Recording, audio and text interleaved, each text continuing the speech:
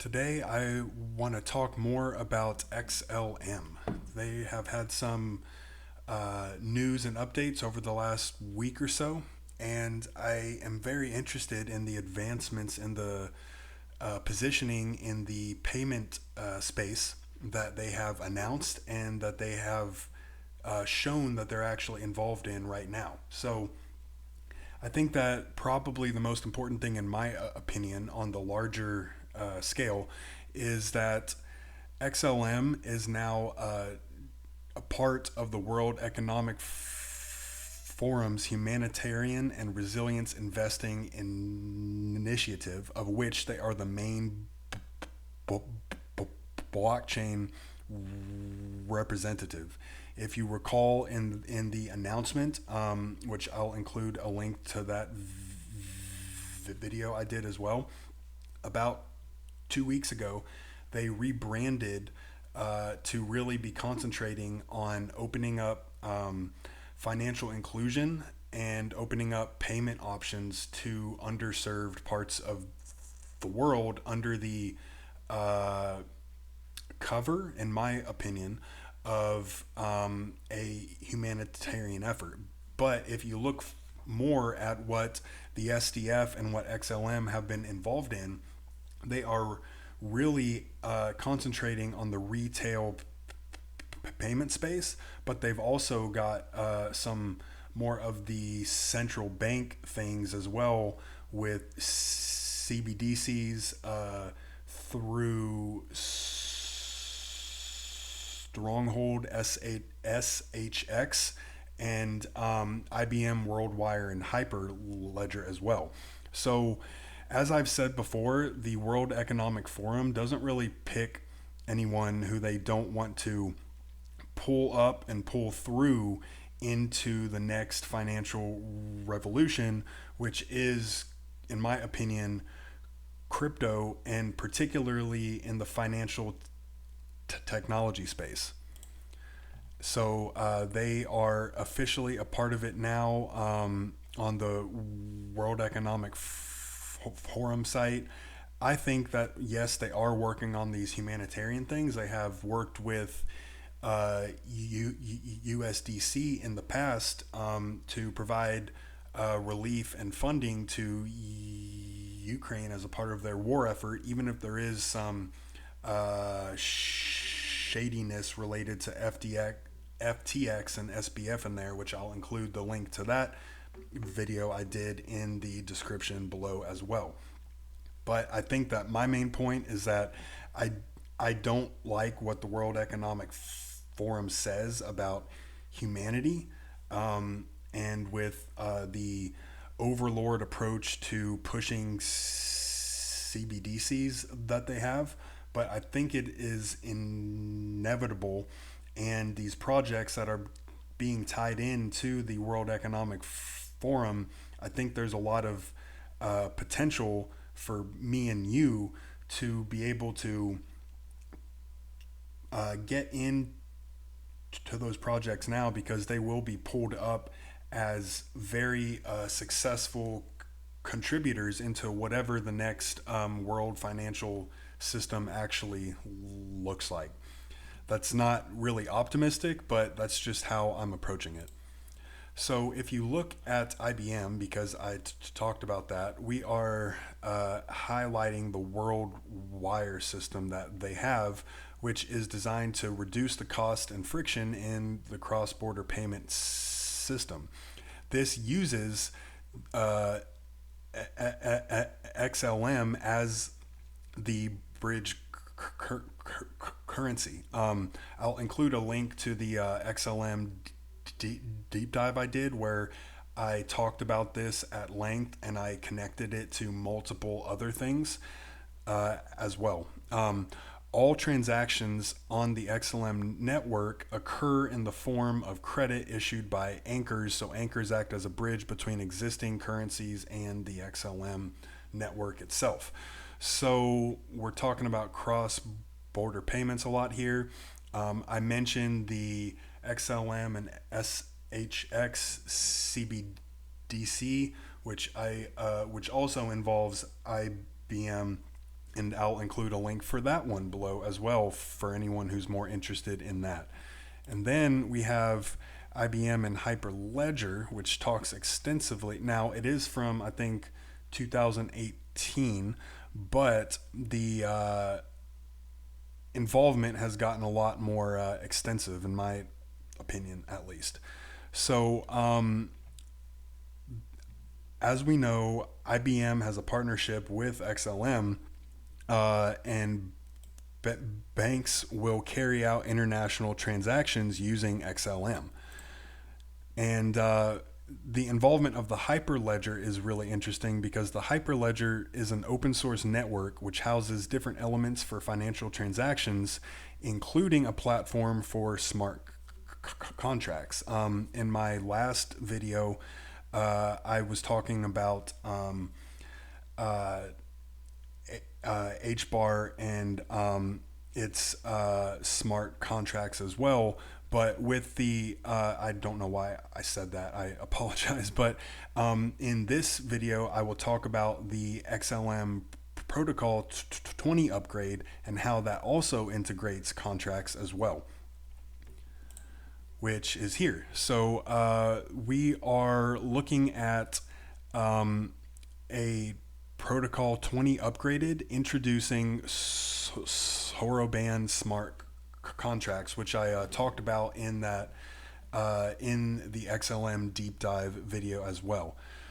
So that is in testing right now. Here's a bit more on it. As of September 20th, they will launch the testnet upgrade for Protocol 20 with Sorotan smart contracts. This major step aims to streamline cross-border transactions and enhance XLM's capabilities. Sorotan itself, with its $100 million adoption fund, promises enhanced scalability and integration. So far, XLM price action has been opposite of what you'd expect, but as we've seen, especially with XRP and XLM, news seems to have no real impact on them, which I think is part of a larger effort, which I explained in my ETHgate thing about XRP. I think XRP is purposefully having its price suppressed so that the large institutions are able to get their hands on it at a cheap price before they would have to go and acquire it off of the secondary market. Just because XRP and XLM are so closely intertwined in between who's involved in each of those organizations, I think that XLM has a comparable thing happening too. Of course, I don't have any hard proof or evidence of that, but I made a lot of connections in my ETHgate and XRP video. So if you go on the Sorotan site, they are working on integrations with contracts on the XLM chain. And if you are interested in this, and if you poke around, it has a lot of very advanced technical information in here. So if we go into fundamentals and concepts, it's got all of this stuff, high level overview. You have contract information, fees, but it also says migrating over from the Ethereum virtual machine. So these XLM smart contracts will be much easier and cheaper to put together compared to those on Ethereum as well. So it has FAQs here too. If you're interested in those, it's not exactly anything that's appropriate for this kind of a video, and especially because I don't speak code and these kinds of technicals enough to really expand upon it, but it has a lot of information here. Oh, I already had that up on another page, but here is a video that is talking about the adoption potential of XLM, and it makes a really important point here The only thing that they use XLM for is to sell, to develop for more stablecoin usage, and it's her firm belief that those are the best for the job. So therefore, XLM would basically be the token that is transacting on top of. So XLM would essentially be the gas for that entire operations. So let's mute me and play this real quick. Jeff founded both, co-founded both Ripple and the Stellar Development Foundation. And originally it was a fork, I think, for about 8 months, and then they rewrote the entire code base. For even though Lumens is the native token, you aren't necessarily looking for all of these transactions to be facilitated through the use of Lumens, that you're actually just as happy for them to use other stablecoins. Why don't you tell me about that? We sell Lumens. The Lumens were the assets that were provided to us at the outset of the creation of the foundation. We sell them on centralized exchanges. We make sure that folks understand that we do that. So we try really hard just to be as honest and transparent. But none of the revenue, all that revenue comes from, the revenue for the foundation comes from the sale of Lumens. We try to keep it very small in terms of the amount that we sell. And we also then don't take in any other revenue from anywhere else. And what users who are sending value look for is a stable asset that they can leverage to make sure that they send and receive the same thing. So that's, we think the stablecoins are the best. Blockchain is awesome at solving cross-border payments and just payments generally. I mean, we are building smart contracts into the network. That's going to feed liquidity into payments. That's going to happen later this year. We have an automated market maker in the network as well that folks can leverage from a wallet standpoint. You can have wallet interfaces there. There's also the DEX, and so those are leveraged for payments. We have 30 different stable coins that are issued on the network that are based on local currency that are one-to-one fiat backed. We think payments should be in stable coins. USDC Stellar is one of the big ones that lots of payments companies want to leverage, wallet providers want to leverage. So you can have wallets that are connected to Stellar. And very simply, through an API with MoneyGram that MoneyGram has made available, working with us, you can then take your cash into a MoneyGram location and immediately convert it into your digital asset of USDC.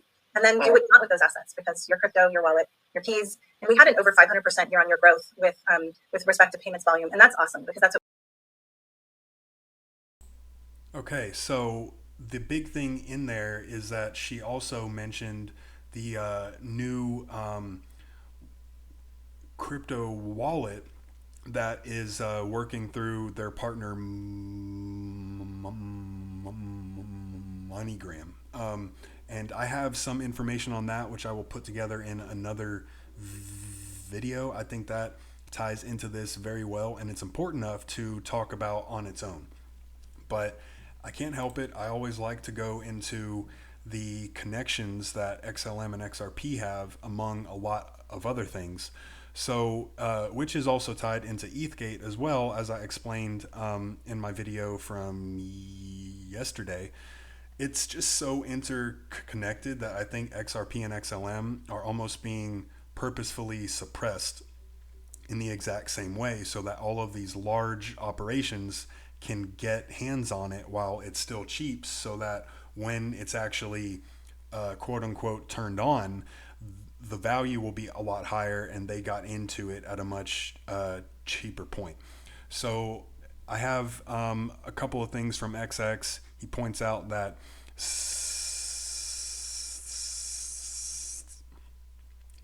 I can't say that today, but it's on the screen. CeeLo and MasterCard are tied together. We have Peter Thiel of the PayPal Mafia. He's associated with Ripple and XRP as well. Hoffman, don't know these first names here. PayPal Mafia again. Dorsey, associated with, I won't say this name on here. He also has some really interesting ties into the PayPal Mafia as well. So you've got Andreessen Horowitz, which is a law firm associated with Ripple and Ethereum, and are involved in the whole ETHgate thing. Polychain, again, Andreessen Horowitz, Coinbase, XLM. These two are directly tied into Ripple, XRP, and ETHgate, as I explained. And General Catalyst is associated with Ripple and the other payment provider. I can't say STs right now, so yeah, it's there. So the CEO who we just heard, Danelle Dixon, will be a part of a panel that is addressing the shortcomings of border payments at the IMF's annual meeting. You have e-currency, MasterCard, and CeeLo on here as well. It's all tied together. This one I don't know if that was actually supposed to be included in here or not. I might have opened that up on accident. Yeah, it's actually about XRP. But this dude was involved. He was at Ripple Labs, which, I mean, it's all tied in with XLM too, along with these other names as well. So that wasn't something that I intended to include, but it's there. So we have some big advancements with XLM, and it is one of those that I think is very well positioned for 2024 and 2025 to have a really significant increase in its price, even though a lot of people are really upset about its price action right now, just like XRP, just like XDC, HBAR, Casper, Quant, Algo. I mean, all of those have ties into the World Economic Forum. And again, I don't think the World Economic Forum chooses anything that they won't help to turn into major successes one way or another.